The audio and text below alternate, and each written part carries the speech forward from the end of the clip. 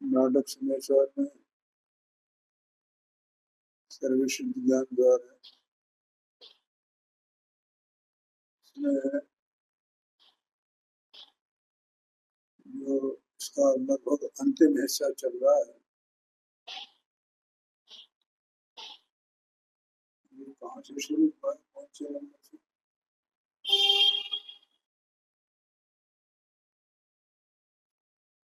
हाँ, 1 नंबर से 120वां छंद चल रहा है और टोटल इसमें 139 छंद है। माने 19 छंद हो गए।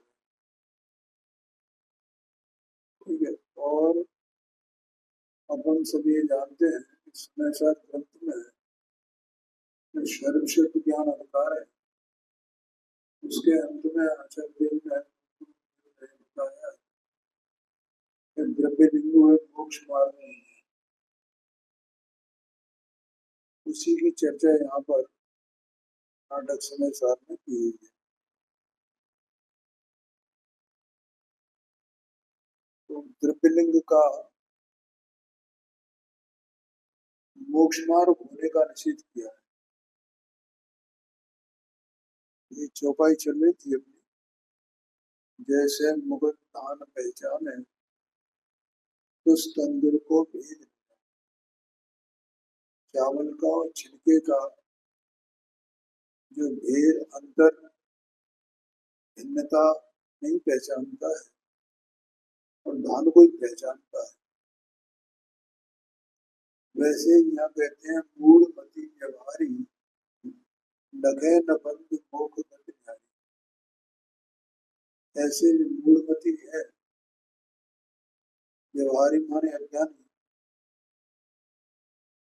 वो बंध और मोक्ष के अंतर को नहीं जानता है।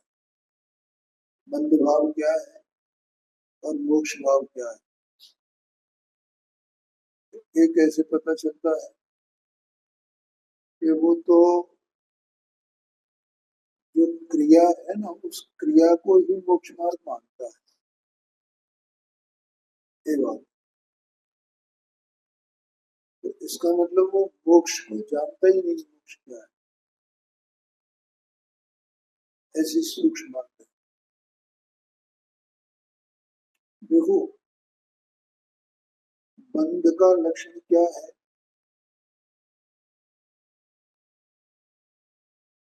मोक्ष अधिकार में 294 नंबर की बात है, इसमें बंध का लक्षण होता है और ज्ञान का आत्मा का लक्षण। आत्मा तो मोक्ष स्वरूप है, ठीक है, और मोक्ष की साधना करना माने आत्मा की साधना करना, क्योंकि आत्मा मोक्ष स्वरूप है, इसलिए इसे मोक्ष चाहिए, तो मोक्ष स्वरूप आत्मा की साधना।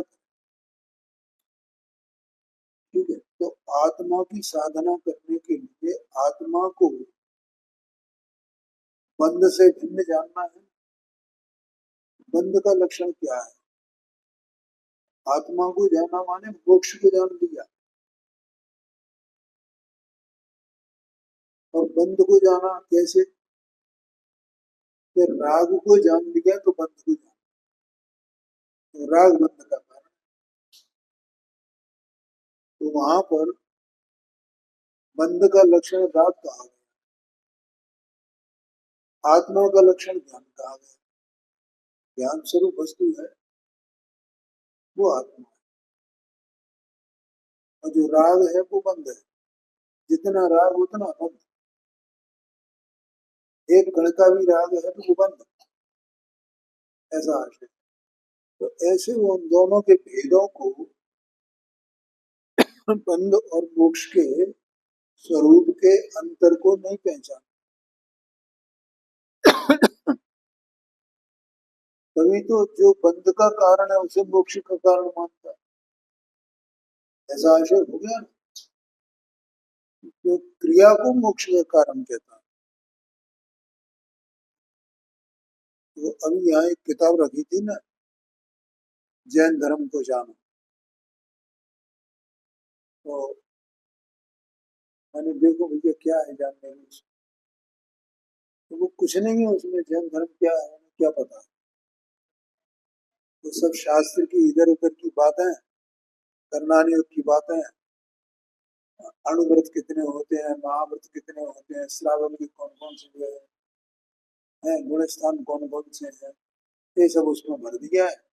और उसको कह रहे हैं कि ये जैन धर्म ये है, इसमें क्या कौन सा कमाल कर। और वो तीर्थंकर इतने हुए हैं, भूतकाल के इतने हैं, भविष्य के इतने हैं, वर्तमान के इतने हैं, फलाना ऐसा है। तो ये सब जानने में क्या जैन धर्म क्या है? यार ये तो ठीक है। और उन्होंने क्या लिखा, उन्होंने लिखा कि पहले व्यवहार होता है, व्यवहार से निश्चय होता है। और जो वनराज होते हैं ना, छठवें गुण स्थान तक में उनके व्यवहार होता है, उनके साथ में गुण स्थान से उनके निश्चय होता है। ये अब वो लोग क्या जाना, उन्हें खुद ही नहीं पता है कि धर्म क्या है, और दूसरों को सिखाने चले गए।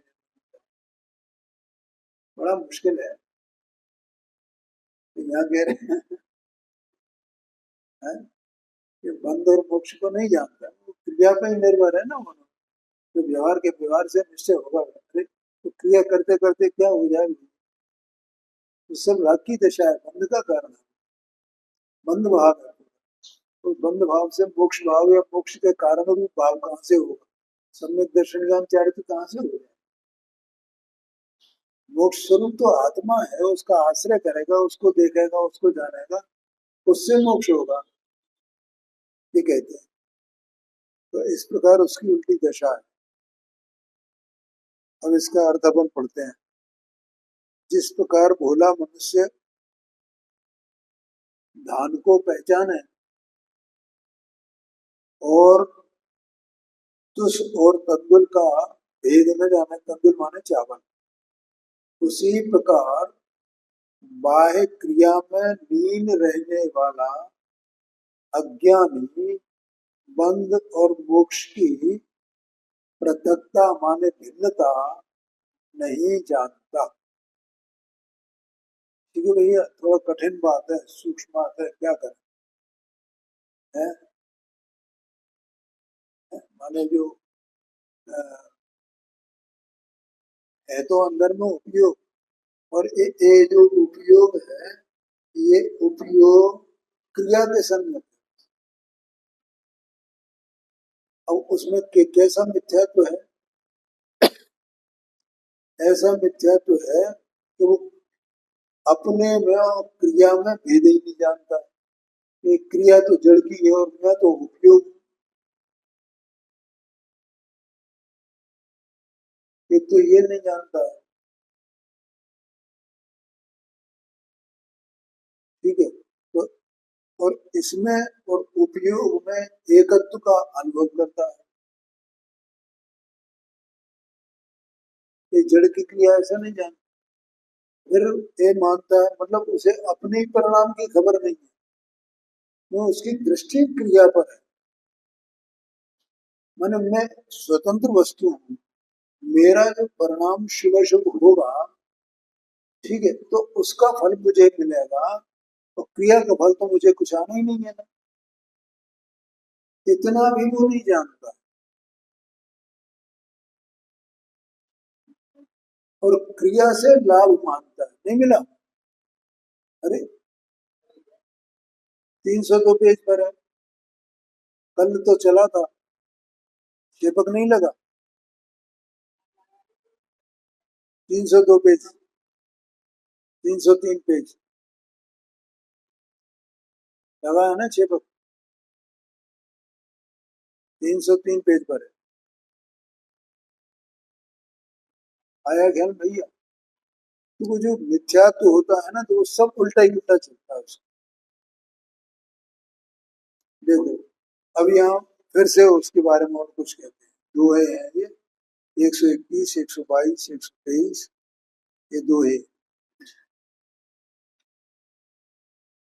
जे बिहारी मूढ़ नर पर जय मोदी तिनको बाहिज क्रिया विषय अवलंब सदी कुमति बाहिज दृष्टि सो बाहिज क्रिया करन माने मोख परंपरा ओ शुद्धात्म अनुभव कथा कहे सम किसी को सो सुन कहता सो कहे यह शिव पंथ न देखो जय बिहारी मूल नर जे अज्ञानी है मूढ़ है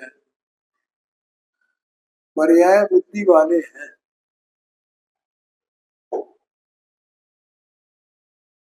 ध्यान में आया है क्या है भी पर्याय बुद्धि वाले हाँ पर्याय बुद्धि किसको कहते हैं देखो अंदर में बिल्कुल सामान्य सी बात है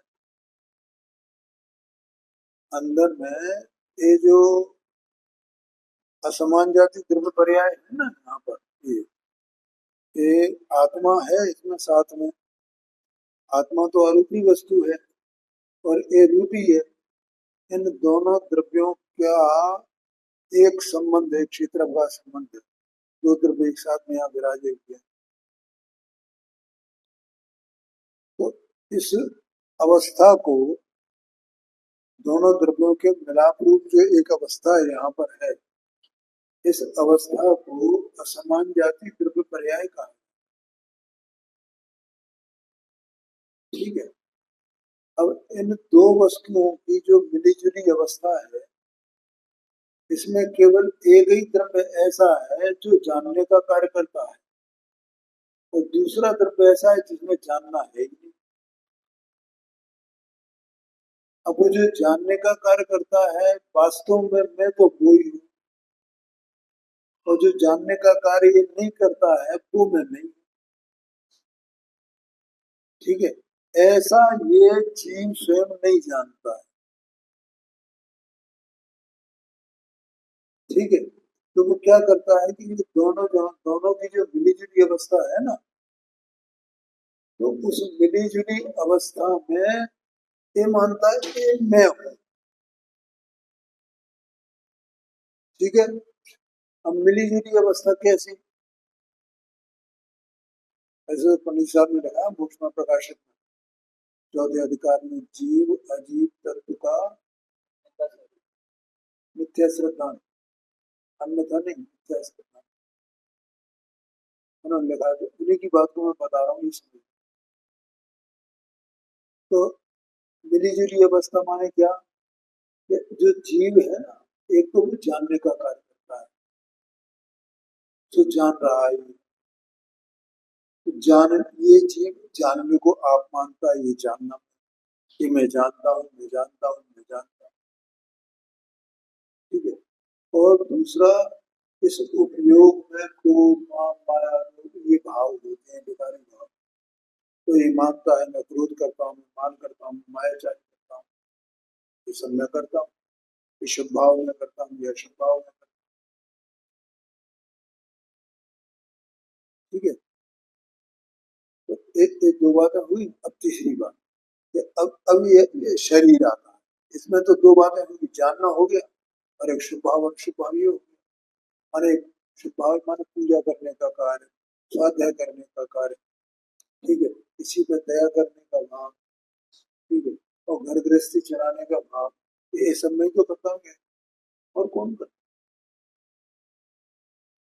अब ये क्या है कि ये तो जीव द्रव्य की अवस्था में होगा अब इसकी अवस्था में क्या हो रहा है कि इसकी अवस्था में जो इसका काला बुरा जैसा भी हो, जो अवस्था इसकी हो, और जवानी, बचपन, बुढ़ापा, ये सब, बीमारी, निरोगता, ये सब, और इसकी जितनी खाना पीना, सोना, जागना, उठना, बैठना, ये सब जब क्रिया हो रही है, लिखना, पढ़ना, ये सब जो इसकी क्रिया हो रही है, बोलना, चालना, ये सब क्रिया हो रही है, अनेक अनेक प्रकार के भूख संबंधी, रोना धोना, ये सब जो सब, ये जो क्रिया चल, ये तो पूर्वजन्म की क्रिया चल, तो उसमें अब इन सबको मिलाकर के ये मानता है, ये में उसे ये भी भेद नहीं है कि जीव की क्रिया कौन कौन सी है और पूर्वजन्म की क्रिया कौन कौन सी है,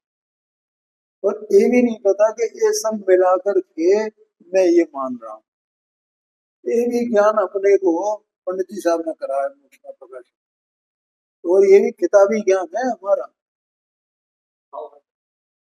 हाँ, भाव मतलब ये द्रव्य अलग है, न्यारा है, ये अलग है, इनका निमित्त निमित्त भाव है, ये सब अलग अलग ज्ञान में, सम्यक ज्ञान के बिना कैसे जाने वो। देखा ना, मुनि पंडित साहब ने 7वें अध्याय में लिखा है, 225 पेज पर अंतिम कराया है, पर्याय में जीव पुद्गल के, जीव और पुद्गल के, पुद्गल इसके परस्पर निमित्त से अनेक क्रियाएं होती हैं, कुछ क्रियाएं इसकी, कुछ क्रियाएं इसकी, अनेक क्रियाएं मतलब ये रहा, अनेक क्रियाएं होती। ये जीव उन क्रियाओं को दोनों द्रव्यों के मिलाप से उत्पन्न हुई मानता है, दोनों द्रव्य हैं इसलिए हो रही है, एक द्रव्य निकल जाए तो क्रियाएं नहीं होगी फिर, ऐसा मानता है ना, और ऐसा लगता ही है, ये बात सच्ची है ना, इसमें क्या है, ठीक है, परंतु ऐसा नहीं मानता, ये क्रिया जीव की है, पुद्गल इसका निमित्त है, ये क्रिया पुद्गल की है, जीव इसका निमित्त है, ऐसा भिन्न भिन्न नहीं जानता है, ठीक है। तो इतना सब कुछ नहीं जानना, निर्णय नहीं होना, निर्णय नहीं होना, इसका नाम है पर्याय बुद्धि। बस अब ये जो पर्याय में जो हो रहा है, ये सब में इतनी बात, इतनी चीज है, इतने कार्य, ये सब अलग अलग प्रकार के, और इन सबको एक मानता है, जीव देह को एक दिन है, बस संक्षेप में कहें, ये पर्याय, ठीक है। अब वो पर्याय बुद्धि से क्या है, देह की क्रिया तो मेरी क्रिया है, कोई दया का भाव आ गया, कोई दान का भाव आ गया, तो मैंने किया, ऐसा है, और चोरी का भाव आ गया, हिंसा का भाव आ गया, क्रोध का भाव आ गया, तो मैंने किया, मैंने इसे जाना, मैंने उसे जाना, मैंने ये पढ़ दिया, ये पढ़ दिया, ये जाना, जैसे भाई वो अभी किताब की मैंने नाम लिया ना, तो हमने, उनके पास कितना ज्ञान है, ऐसा लगता है कितने ज्ञानी हो गए, कितना ज्ञान हो गया इनके पास, ये मेरा ज्ञान, अरे वो ज्ञान की कोई कीमत नहीं है, उस ज्ञान को कहे मेरा ज्ञान है, ऐसा है। तो ये व्यवहारी मूल नर परिजय बुद्धि जीव, तिनको बाह्य क्रिया विषय, धर्म संबंधी जो बाहरी क्रिया है अवलंब सदी,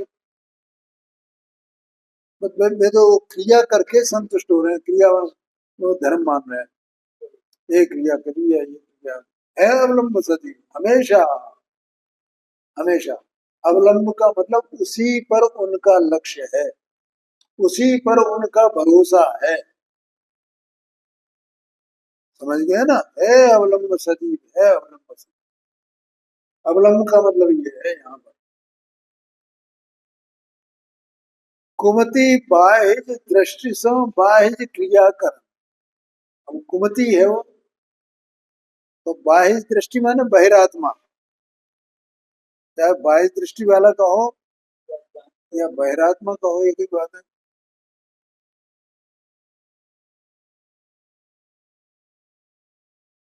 बाह्य क्रियाकरण, बाहरी बाहर में क्रिया करता है, अपने को नहीं पहचानता तो अपनी क्रिया भी नहीं पहचानता।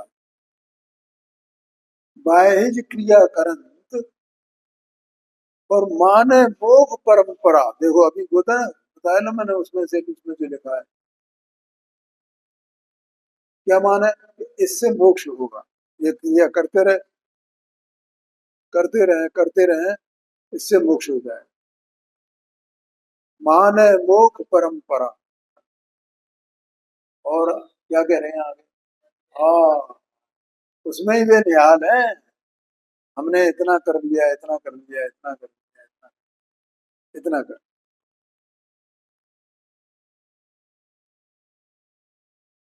आगे कहते हैं, शुद्धात्म अनुभव कथा कहे समिति कोई।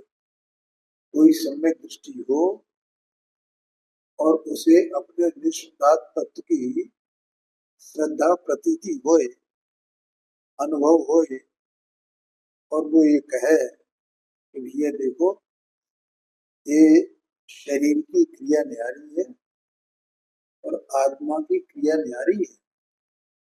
आत्मा न्यारा है और ये न्यारा है। इसकी क्रिया से आत्मा को मोक्ष नहीं होता। आत्मा जब स्वयं आत्मा का अनुभव करता है, तब सम्यक दर्शन, सम्यक ज्ञान, सम्यक चारित्र होए, तो वो सम्यक दर्शन ज्ञान चारित्र वो मोक्ष का मार्ग। ऐसा कोई कहे बताओ, तो वो क्या कहता है कि सो सुन के तासुम कहे। उसकी बात सुन करके उसी से कहता है, यह शिव पंथ न हो। अरे वो कोई मोक्ष क्यों मार्ग है? कुछ करो धरो नहीं, तो करे बिना मोक्ष कैसे हो जाए? आज तक किसी को मोक्ष हुआ है? मैंने की होगी है? अभी अपन गृहस्थ हैं, अपन गृहस्थ अवस्था में 12 प्रकार के व्रतों का पालन करेंगे, 11 प्रतिमाओं का पालन करेंगे, और धीरे धीरे उसके बाद में एलक छुल्लक होकर के और फिर वो मुनि बनेंगे। सब परिग्रह का त्याग करेंगे, 12 प्रकार के तपों को आचरेंगे, 5 महाव्रत धारण करेंगे, ये सब क्रिया करेंगे ना, तब तो मोक्ष होगा। आज तक जितने हुए यही करके हुए हैं ना। कोई ऐसा हुआ है कि ये 12 प्रकार के तप के बिना हो गया होगा? कि सारा कपड़े लत्ते सब त्यागे बिना कोई मोक्ष को चला गया हो? कोई चला गया हो तो बताओ मुझे। तुम शुद्धातम करते रहते। किसने देखा शुद्धात्मा को? ऐसा कहते हैं, किसने देखा आत्मा? आत्मा आत्मा आत्मा, ऐसा वो जवाब देता है।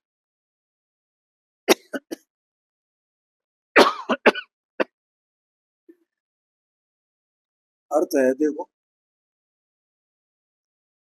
जो व्यवहार में लीन,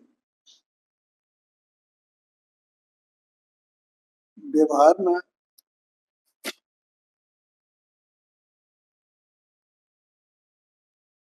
व्यवहार में लीन का मतलब जानते हो? व्यवहार में लीन का मतलब होता है, व्यवहार में से जो बात कही गई है उस बात को सत्यार्थ मानना। तो उसकी मान्यता में वो बात बैठी हुई है, उससे वो उसकी मान्यता पलटती नहीं है, बिल्कुल जम के बैठी है, वो व्यवहार में नहीं है। वो तो अपन स्थिर बने कहते हैं, वो क्रिया कांड में ऐसा। हाँ, ये बात। अब व्यवहार नहीं तो कहेगा, ये सब कहता है ये देखो, ये व्यवहार, ये मोक्ष मार्ग के व्यवहार कह रहा है ना,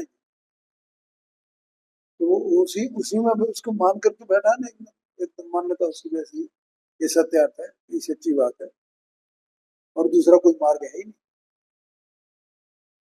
तो जो व्यवहार में भी और पर्याय में ही अहम बुद्धि, ये तो मैंने अभी बता दिया। सूक्ष्म बातें हैं भैया, देखो एक एक बात बहुत सूक्ष्म है, और अपना उपयोग बिल्कुल बराबर वैसा चलना चाहिए। अहम बुद्धि करने वाले भोले मनुष्य हैं, उन्हें मूड नरका किया है बहुत अच्छा। एक भोले मनुष्य हैं, उन्हें हमेशा बाह्य क्रिया कांड का ही बल रहता है, उसी का बल रहता है। मतलब ये चीज जो है वास्तव में इसकी बुद्धि ऐसी है कि पहचान नहीं पाता है कहाँ क्या हुए है। मेरी रुचि काय में पड़ी हुई है, वो उसे धर्म मानता है, उससे परिणाम पलटना मानता है कि इससे मेरे परिणाम पलट जाएंगे, और वो समझ ही नहीं पाता कि मेरे परिणाम पलटे हैं कि नहीं पलटे हैं, क्या है।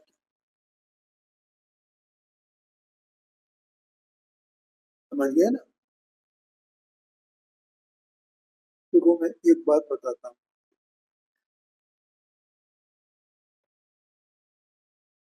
कल मैं एक व्यक्ति से मिला था, तो मिलता रहता हूँ, 2-3 महीने बाद उनसे मिलने गया।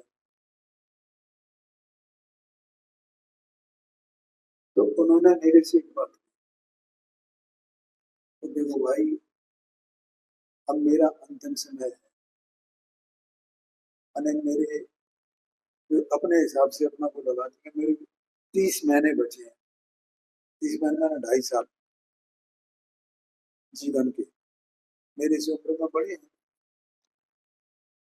तो मैं चाहता हूँ अपनी घर गृहस्थी छोड़ करके और मैं उसमें किसी मुनि संघ में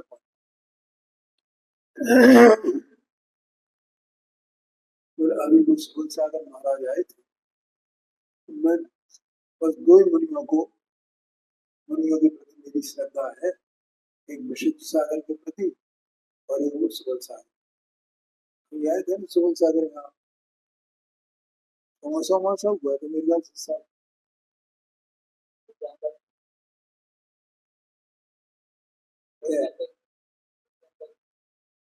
अच्छा, नए बाजार में हुआ था शायद। ये तो बोले, मैं सुबल सागर महाराज से मिला तो हमने कह दिया कि ठीक है, लेकिन अभी तुम जो है तो हम तुम्हें मुनि दीक्षा नहीं देंगे, तो पहले माहौल देखो और अपने को आंको कि तुम क्या कर सकते हो। मैं जाना चाहता, अब तुम ये समझ लो कि उनकी इतनी उम्र है तो उनकी पत्नी की कितनी उम्र है, और वे बीमार रहते हैं।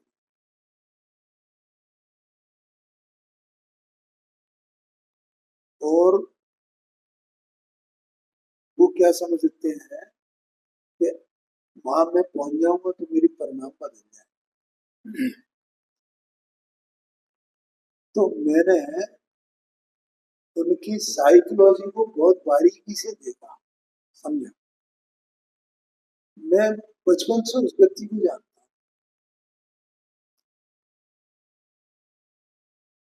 हूँ, उस व्यक्ति में मायाचार तो कूट कूट के भरा हुआ है। अब उस बेचारे को यही पता नहीं है कि मेरे परिणाम बदलेंगे कि नहीं बदलेंगे।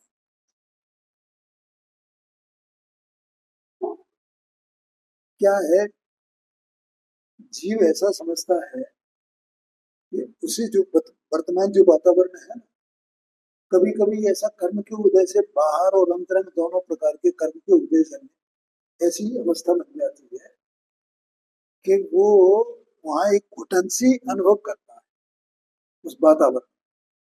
वो अंतरंग और बहिरंग दोनों कर्म का निमित्त वैसे ही है। कोई तो उसके साथ में एडजस्ट हो जाता है और शायद कितनी भी प्रतिकूलता होगी मजे में रहता है, और कोई वहां घुटन अनुभव करता है। तो इनकी स्थिति ऐसी रही। अच्छा, वे इस पंथ के तो समर्थक रहे हैं शुरू से, और इसी के वे ऐसे ही विद्वान है, जैसा भी मैंने जो किताब बताई, ये विद्वान भी है। तो वहां वे क्या देखते हैं, बातें कठोर है, देखो जब मुनि वगैरह ये सब है ना बन देते हैं, तो वहां पे बना हुआ खाना मिलता है, खूब सम्मान मिलता है। और आजकल जो महिलाएं है ना वे अग्रणी रहती है, पुरुषों को तो कोई देना देना नहीं। ठीक है। और मैं ये जानता हूँ कि महिलाओं के बहुत रसिया रहे, तो उन्हें वहां क्या दिखता है, वहां स्वच्छंदता दिखती है। और उस स्वच्छंदता को वो परिणामों का सुधरना मानते हैं कि हमारे वहां परिणाम सुधर जाए। जो आदमी एक एक पैसे को दांत से, कहते हैं ना कोड़ी को दांत से दबाना, क्या कहते हैं, एक एक पैसे को दांत से बेचता हो, एक एक पैसा नहीं चला जाए, किसी को दे नहीं सकता हो। हाँ, इतनी आ सकती है। जो अपने भांजे की मौत में अपनी बहन से बैर विरोध के कारण से उसकी उठावनी में या उसकी मैयत में भी नहीं जाता है, जो पास में ही उसके है, 4 किलोमीटर दूर, तो बोलो उसके कैसे कठोर परिणाम होंगे। ये 3 बातें मैंने बता दी। और वो ये कहता है कि मैं अब अंत समय में कुछ अपना हित कर लूं, मेरे परिणाम बदल जाए। क्या परिणाम बदल जाएंगे, समझ गए ना। तो ऐसे मतलब अंदर में जीव की ऐसी, अब उसको दोष ये है कि अज्ञान इतना घोर है कि उसे पता ही नहीं चलता है कि मेरे परिणाम बदलेंगे कि नहीं बदलेंगे, इसे वो परिणाम बदलना मानता है। तो मैंने मतलब ये जब उनसे चर्चा करके मैं चला आया, तब मेरी दृष्टि में ये बातें आई सब। और वो बारीकी से मैंने देखा है, तो वो क्या समय वहां स्वच्छंदता हो जाएगी ना, सहजता उनके अनुसार, तो वो उन्हें लगेगा कि मेरे परिणाम बदल गए। भाई परिणाम तो घर में भी बदल सकते हैं, क्या घर में ज्ञानी लोग नहीं रहे हैं क्या, जिनके इतना परिकर था, 96,000 रानियां थी, क्योंकि घर में रह करके बैरागी उनके बारे में कहा जाता है, तो तुम नहीं रह सकते हो क्या। अभी बैरागी भी रहते हैं तो वे कैसे रहते हैं पता है, तो सब 3 बार समाज कर लेते हैं। और देखो घर में रहते हुए वे आज तक बाजार का खाना नहीं छोड़ पाए, तो वो यहाँ क्या छोड़ेंगे, क्या करेंगे। वो तो वहां बना बना उनका दूसरों का मिलेगा ना, इसलिए अपने बच्चों को अपना बाजार का भी नहीं छोड़ा ना। शादी ब्याह में खाते हैं, जैसा बनता है वैसा खा लेते हैं, वहां कोई परहेज नहीं है उनको, तो ये तो कर सकते हो ना, ये भी नहीं है। तो ऐसी स्थिति में मैं तो ये बता रहा हूँ, बेचारे जीव को पता ही नहीं है कि परिणाम बदलने का मतलब क्या होता है। तो क्रिया बदल गई है ना, वातावरण बदल गया, इसी को कहता है कि परिणाम बदल गए मेरे। ये मेरा आशय है। ऐसी मूर्ता गंभीर वहां बैठी हुई है। तो मैंने उनको इतने जवाब दिया, मैंने कहा ये जो है आपकी जो मिसेज है, तो ये बीमार रहती है, इनकी देखभाल कौन करेगा। तो वो मैंने लड़की से कह दी, मैंने देखो ऐसा है कि इनका भी अब अंत समय ही है, जैसे आप अपना कह रहे हैं, इनको आपके संग की आवश्यकता है, क्योंकि आप इनके साथ में बने रहोगे तो इनका मनोबल बना रहेगा, और ये अकेली रह गई तो इनका मनोबल टूट जाएगा। आपके तो परिणाम सुधर जाएंगे, उनके परिणाम का क्या होगा। मैंने उनको ये उत्तर दिया, और कुछ नहीं बोला। हाँ, ऐसी दशा है ये देखो। मतलब मेरा केवल इतना सा कहना है कि जीव का अज्ञान देखो, बिल्कुल उसको बेचारे को पता ही नहीं है कि इसमें परिणाम सुधरेंगे कि नहीं सुधरेंगे। हाँ, और उन्हें इन चीजों से जो मैं पढ़ता हूँ, स्वाध्याय करता हूँ, जो मेरा चिंतन है, जो मेरा विचार है, इनसे बिल्कुल उल्टे है। इन चीजों सबसे उन्हें चिढ़ है। तो मेरे प्रति थोड़ा अनुराग रखते हैं, और मुझे भी जाना क्यों, इस कारण से उनके प्रति अनुराग। इसलिए उनकी इन सब मान्यता की विपरीतताओं के बावजूद वे मेरा सम्मान करते हैं, तो बुलाते हैं तो मैं चला जाता हूँ और प्रेम करते हैं। ऐसा है। मुझे तो बार बार वास्तव में कि जीव की अज्ञान दशा कैसी है, अज्ञान दशा कहाँ क्या मान रहा है, इससे परिणाम बदल जाएगा, तो वो नहीं बदलेगा। ओ हाँ, केवल एक ही मार्ग है, दूसरा कोई मार्ग नहीं। और उसके लिए स्वाध्याय और वस्तु स्वरूप को जानना। अपन सब लोगों की क्या है, ये मतलब पहले वस्तु स्वरूप को अपन पहचाना तो सही। हाँ, तो कहाँ तक पहुंच गए अपन? हाँ, शुद्धात्म अनुभव कथा कहे समकिति होए, सो सुन के तासो का। हाँ, ये पढ़ रहे थे अपन, है ना? हाँ, तो जो व्यवहार में लीन और पर्याय ही में अहम बुद्धि करने वाले भोले मनुष्य हैं, उन्हें हमेशा बाह्य क्रिया कांड का ही बल रहता है। जो बहिर्दृष्टि और अज्ञानी हैं, वे बाह्य चारित्र ही अंगीकार करते हैं। बाह्य क्रिया कर्म, बाहर की जो क्रिया है, वे इसी को चारित्र मानते हैं, ऐसा आशय है। और मन में प्रसन्न होकर उसे मोक्ष मार्ग समझते हैं। भाई ये जो मैंने अभी बात बताई ना, ये बहुत गंभीर बात है, छोटी मोटी बात नहीं है। मतलब मुझे वास्तव में उनके प्रति दया आती है, ऐसी चीजों के प्रति। ये कैसा घोर अज्ञान है। वो बेचारा क्या समझ रहा है कि यहाँ से मैं निकल कर वहां पहुंच जाऊंगा, तो वो मेरा वो हो जाए, मन मेरे परिणाम सुधर जाए। और ऐसा ये सब अधिकतर ऐसे ही मानने वाले हैं। एक साधु ने तो खुद लिखा है ये। उसने लिखा कि पहले जैसे वो विद्यासागर जी महाराज के पास गए। विद्यासागर जी महाराज ने कहा कि ठीक है भाई, तुम ब्रह्मचर्य व्रत ले और फलानी जगह पहुंच जाओ और वहां रहो और अपनी साधना करो ब्रह्मचार्य की। ठीक है सर। अब गए वहां। अब 4-6 महीने हो गए, 1 साल हो गए, और फिर आ गए महाराज, मुझे दीक्षा दे। महाराज ने फिर कह दिया कि 6 महीने के फिर जा। फिर चले गए, 6 महीने बाद फिर आ गए महाराज ने दीक्षा। महाराज ने फिर कहा, मैं मन मार के चले तो गए।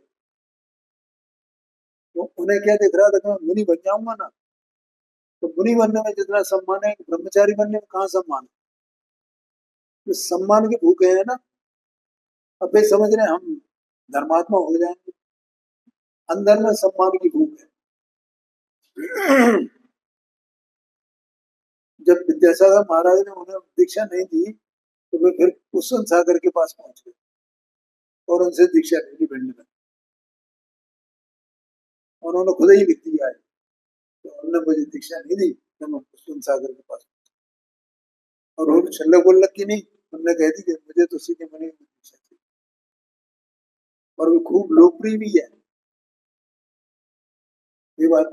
लेकिन अब वो क्या है कि बस वो लोकप्रियता में भी, मतलब वो उसे समझ रहे हैं कि हम धर्म कर रहे हैं। अब ये धर्म कहाँ हो गया? मुनि बनने से धर्म कैसे हो गया? तुम्हारे परिणाम तो वैसे के वैसे ही बने रहे हैं, सब ये सब लोग में, उसमें जो दूसरे जीवों के हैं वैसे परिणाम तुम्हारे। तो इसलिए मतलब इनके प्रति दया का भाव आता है वास्तव में। जो बाह्य दृष्टि अज्ञानी है, वे बाह्य चरित्र ही अंगीकार करते हैं और मन में प्रसन्न होकर उसे मोक्षमार्ग समझते हैं। यदि कोई सम्यक दृष्टि जीव उन मिथ्यात्वियों से शुद्ध आत्मा के अनुभव की वार्ता करे तो उसको सुनकर वे कहते हैं ए मोक्ष मार्ग नहीं। उन पर उनकी इतनी पकड़ है उस पर, विपरीतता पर, ऐसा समझना।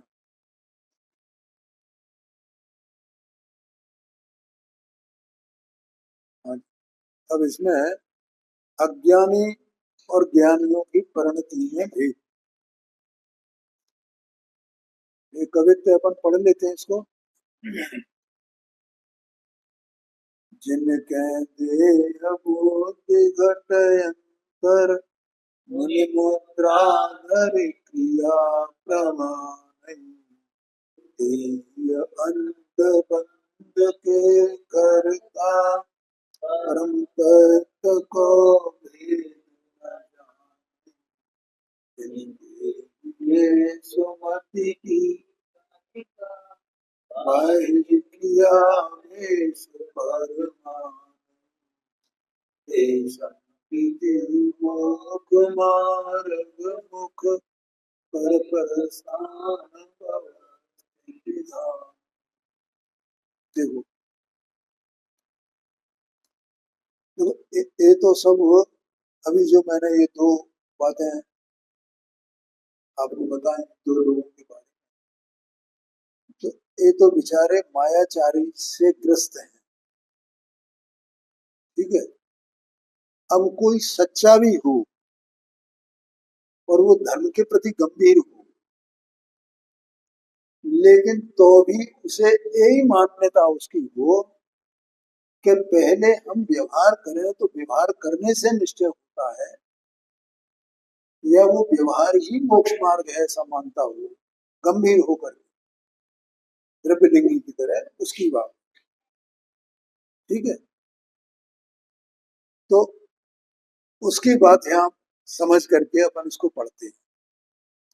जिनके देह बुद्धि घट अंतर, जिनके अंतरंग में हृदय में देह बुद्धि है, वो पर्या बुद्धि कहो देह बुद्धि कहो, अर्थात देह ही मैं हूं ऐसी बुद्धि, इसका नाम देह बुद्धि है।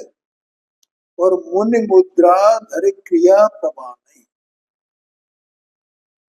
जिन मुद्रा कहो कि मुनि मुद्रा कहो एक ही बात है। कल जिन मुद्रा बात आई थी ना, इसी में आई थी ना, हाँ जिन मुद्रा, ये इसमें आई है 119 नंबर का। हाँ हाँ, तो यहाँ मुनि मुद्रा कहो कि जिन मुद्रा कहो, मुनि मुद्रा धर क्रिया प्रमाण है, माने मुनि का वेश बना करके और क्रिया को ही धर्म, क्रिया में ही धर्म मानते हैं, बस। क्रिया प्रमाण का मतलब ये होता है। ते ही अंध, वे बेचारे अंधे हैं, ये बंध के करता, ये बंध के ही करने वाले हैं। ऐसे जीव जिन्हें देह बुद्धि है और मुनि मुद्रा धारण कर लेते हैं, जिन मुद्रा धारण कर लेते हैं, लेकिन जिन मुद्रा धारण करके भी वे क्रिया प्रमाण ही मोक्ष मार्ग मानते हैं, तो वे बेचारे अंधे हैं और वे बंध के करता है। देखो विपरीतता ये है, वे तो समझ रहे हैं ये मोक्ष का मार्ग है और वो है बंध का मार्ग। आया ख्याल में कि नहीं आया? इसका मतलब वे अंधे हुए ना, उन्हें ये पता नहीं है कि मैं कौन से मार्ग पर चल रहा हूं, ये बात। और परम तत्व को भेद न जाने, जो परमार्थ तत्व माने आत्मा का अपनापा, अपनी वस्तु कौन है, मैं कौन हूं, मेरा क्या है, ये नहीं पहचानते। क्या लिखा? परम तत्व को भेद न, भेद माने रहस्य, उसके रहस्य को नहीं जानते हैं, परम तत्व के रहस्य। ठीक है भाई, परम तत्व माने क्या कि मैं कौन वस्तु, ये देह में हूं कि नहीं, ऐसा उन्हें एक क्षण भी विचार नहीं आता है। कि जिनवाणी में देह को न्यारा और जीव को न्यारा कहा गया है। ऐसा नहीं है वे जिनवाणी नहीं पढ़ते हो, वे जिनवाणी पढ़ते हैं। भाई मुनि मुनि होगा तो 6 आवश्यक कार्य वगैरह ये तो सब करेगा ना। तो 6 आवश्यक कार्यों में स्वाध्याय भी एक कार्य है क्या नहीं है? और 12 प्रकार के तपों में स्वाध्याय भी तप है क्या नहीं है? तो भाई ऐसा नहीं समझना कि वे नहीं पढ़ते हैं, तो शास्त्रों को नहीं सुनते हैं, अभ्यास नहीं करते हैं, शास्त्र अभ्यास नहीं करते हैं, ऐसा नहीं समझना।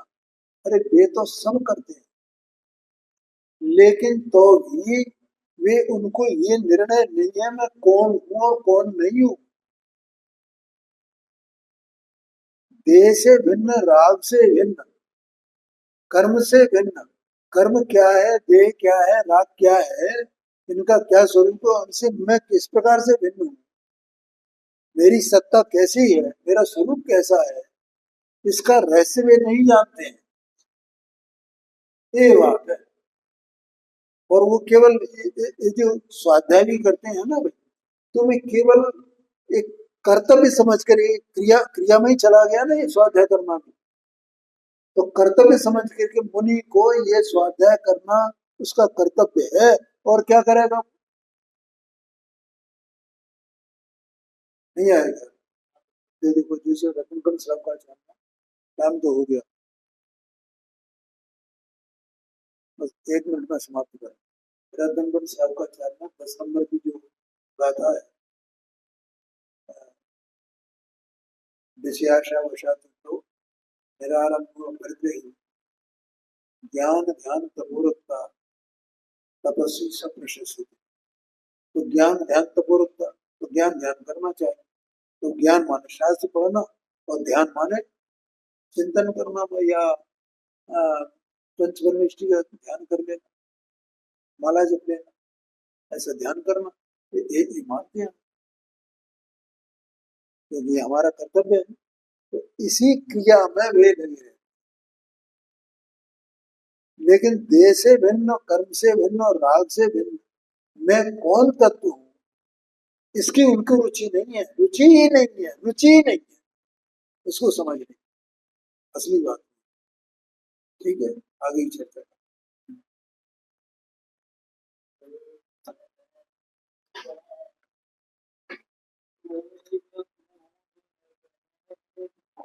जो तेरी